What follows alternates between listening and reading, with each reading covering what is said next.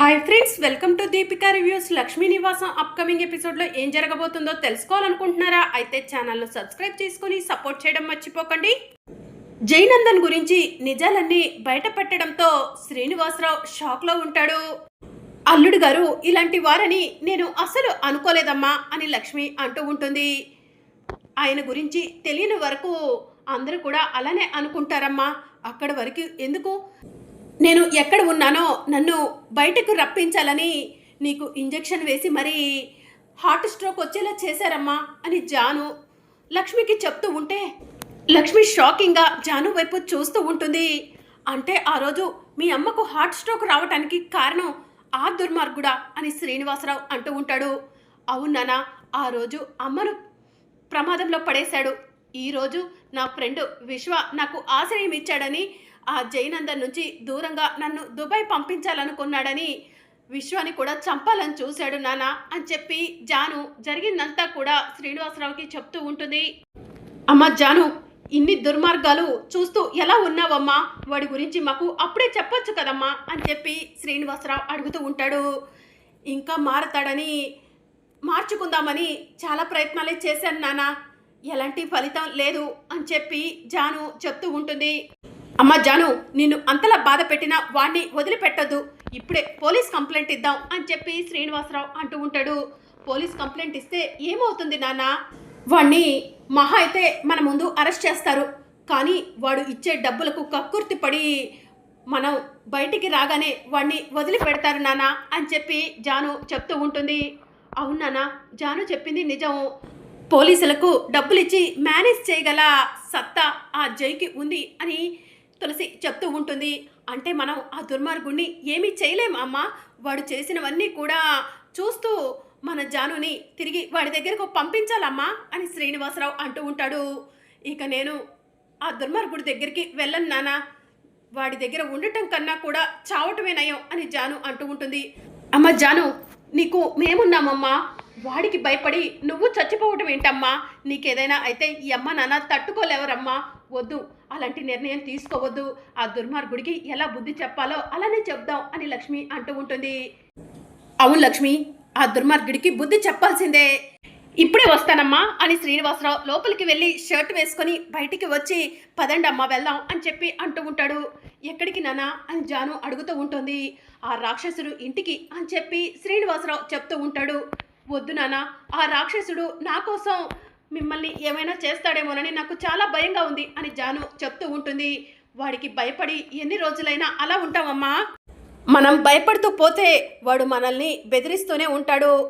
నా కూతురికి ధైర్యం ఎక్కువ, నా కూతురు ఎవరినైనా కూడా ఎదిరించగలదు, అలాంటి తెలివిగల నా కూతుర్ని చావు వరకు తీసుకెళ్ళాడంటే వాడు ఎంతటి దుర్మార్గుడై ఉంటాడు, అలాంటి వాడికి శిక్ష పడాల్సిందేనమ్మా, పద ఏం చెయ్యాలో నేను చెప్తాను అని శ్రీనివాసరావు, జాను, లక్ష్మి, తులసిలను తీసుకొని జైనందన్ ఇంటికి వెళ్తాడు.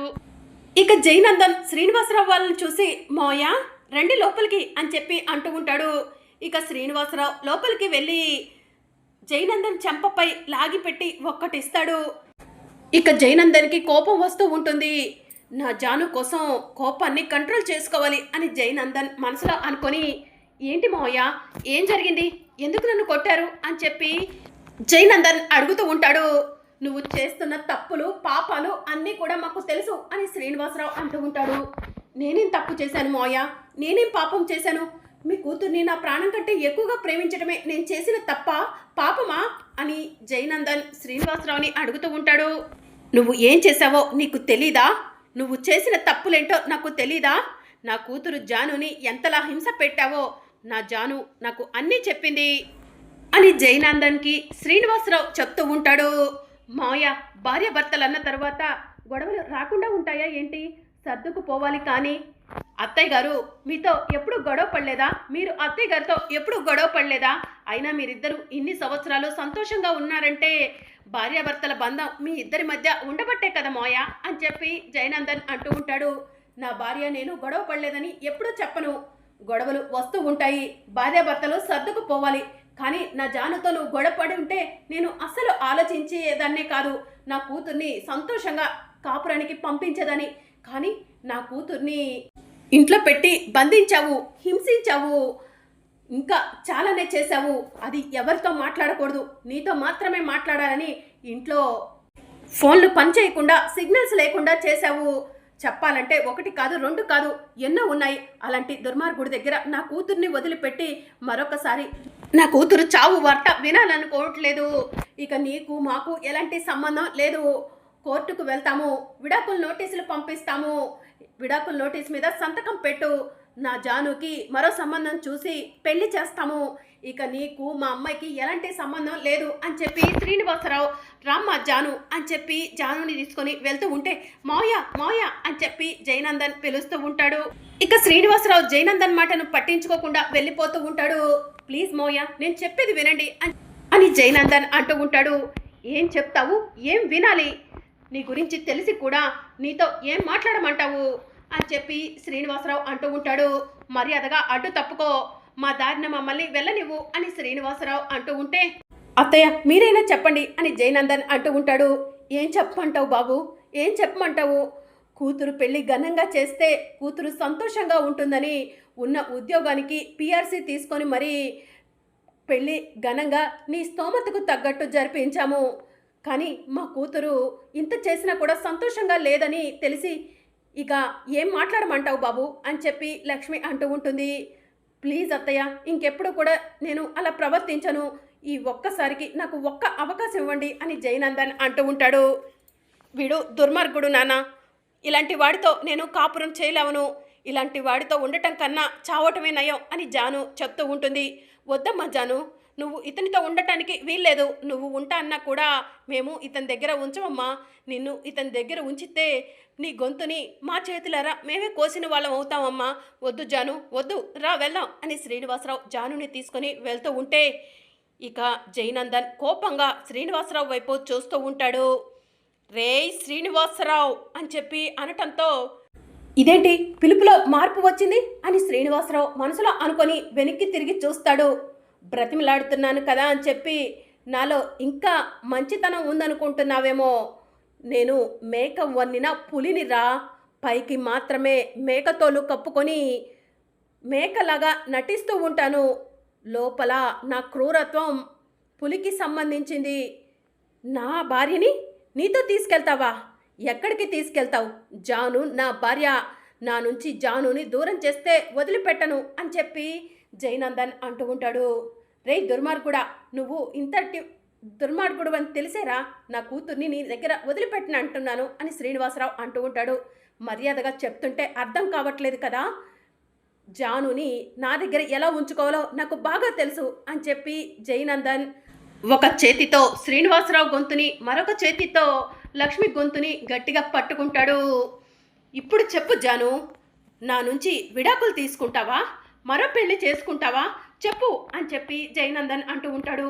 వదలరా, వదులు, మా అమ్మ నాన్నల్ని ఏం చెయ్యొద్దు అని జాను అంటూ ఉంటుంది. మిస్టర్ జయనందన్, ఊరుకుంటుంటే ఎక్కువ చేస్తున్నావు, మా అమ్మ నాన్నల్ని మర్యాదగా వదులు అని తులసి చెప్తూ ఉంటుంది. తులసి గారు, మీ పైన నాకు రెస్పెక్ట్ ఉంది, ఆ రెస్పెక్ట్ పోగొట్టుకోకండి అని జయనందన్ అంటూ ఉంటాడు. నీ రెస్పెక్ట్ ఎవరికి కావాలరా? మా అమ్మ నాన్నల ప్రాణాలే నాకు ముఖ్యం, మర్యాదగా మా అమ్మని వదులు, మా నాన్నని వదులు అని తులసి జయనందన్ని కొడుతూ ఉంటుంది. నాకు మూడవ చెయ్యి కూడా ఉంది, మూడో చేత్తో నీ గొంతు పట్టుకోవడానికి కూడా వెనకాడను తులసి గారు అని జయనందన్ అనటంతో తులసి షాకింగ్గా చూస్తూ ఉంటుంది. రే దుర్మార్గుడా, వదలరా, వదులు అని చెప్పి జాను అంటూ ఉంటుంది. నువ్వు ఎంత బ్రతిమలాడినా మీ అమ్మ నాన్నను వదిలిపెట్టను, వాళ్ళిద్దరి చావు నా చేతుల్లోనే ఉంది. వాళ్ళ చావును చూడాలనుకుంటున్నావా లేదంటే నాతో కాపురం చేయాలనుకుంటున్నావా జాను అని జయనందన్ అంటూ ఉంటాడు. చావనైనా చస్తాను కానీ నీతో కాపురం చేయను అని జాను అంటూ ఉంటుంది. మర్యాదగా మా అమ్మని వదిలిపెట్టు, మా నాన్నని వదిలిపెట్టు అని జాను తులసి ఇద్దరు కూడా జయనందన్ కాళ్ళు పట్టుకొని బ్రతిమలాడుతూ ఉంటారు. ఇక అప్పుడే పోలీసు వాళ్ళు వచ్చి మిస్టర్ జయనందన్, వాళ్ళిద్దరి గొంతులు వదిలి చేతులు పైకెత్తు అని పోలీసు వాళ్ళు అనటంతో జయనందన్ షాకింగ్గా పోలీసు వాళ్ళ వైపు చూస్తూ ఉంటారు. వీళ్ళిద్దరిని చంపేయాలి, ప్లీజ్ సార్, వీళ్ళిద్దరూ చచ్చిన తర్వాత నన్ను అరెస్ట్ చేయండి అని చెప్పి జయనందన్ అంటూ ఉంటాడు. మిస్టర్ జయనందన్, పిచ్చిగా ఉందా? వాళ్ళిద్దరిని మర్యాదగా వదులు, కానిస్టేబుల్స్ వెళ్ళి ఆ జయనందన్ని పక్కకి లాగండి అని చెప్పి ఎస్ఐ చెప్పడంతో కానిస్టేబుల్స్ వెళ్ళి శ్రీనివాసరావు లక్ష్మిని కాపాడి జయనందన్ని పక్కకు లాగేస్తారు. వీళ్ళు నా భార్యకి మరో పెళ్లి చేస్తా అంటున్నారు, విడాకులు ఇప్పిస్తా అంటున్నారు, అలాంటి వీళ్ళను బ్రతకనివ్వకూడదు సార్, వీళ్ళను చంపేస్తాను అని జయనందన్ అంటూ ఉంటాడు. సార్ మీకేమైనా పర్సనల్ ప్రాబ్లమ్స్ ఉంటే కూర్చొని మాట్లాడుకోండి, అంతేకాని ఇలా ప్రాణాలు తీసుకోవడం కరెక్ట్ కాదు సార్ అని చెప్పి పోలీసు వాళ్ళు చెప్తూ ఉంటారు.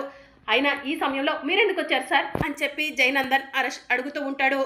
మిమ్మల్ని అరెస్ట్ చేయడానికి వచ్చాను అని పోలీసు వాళ్ళు చెప్తూ ఉంటారు. నన్ను అరెస్ట్ చేయడానికా? ఎందుకు? నేనేం తప్పు చేశాను అని జయనందన్ అడుగుతూ ఉంటాడు. జాను గారి జీవితాన్ని నాశనం చేశారని, జాను గారిని బాధ పెడుతున్నారని తులసి గారు మీ పైన కంప్లైంట్ ఇచ్చారు. You are under arrest Jayanandan అని చెప్పి పోలీసు వాళ్ళు చెప్తూ ఉంటారు. తులసి, శ్రీనివాసరావు, లక్ష్మి ఎవరిని కూడా వదిలిపెట్టను, త్వరలోనే పోలీసుల దగ్గర నుంచి బయటకు వస్తాను, అప్పుడు మీ అందరి సంగతి చెప్తాను అని జయనందన్ అందరికీ వార్నింగ్ ఇస్తూ ఉంటాడు.